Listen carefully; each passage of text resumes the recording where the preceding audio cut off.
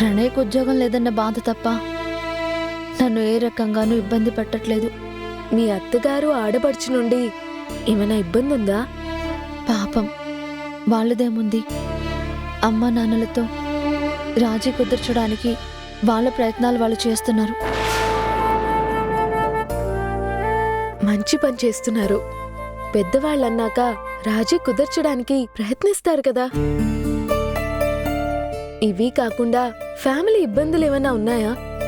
నన్ను ఏమైనా హెల్ప్ చేయమంటావా? అలాంటి ఇబ్బందులేం లేవు మధు.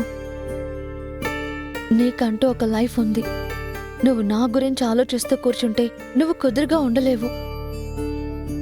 నాన్న కోపం ఇప్పట్లో తగ్గేది కాదు. ఆ విషయాలన్నీ నేను చూసుకుంటానని చెప్పాను కదక్కా.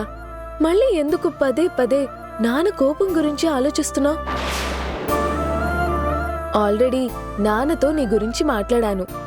ఆయన కాస్తో కూస్తో కరిగారు.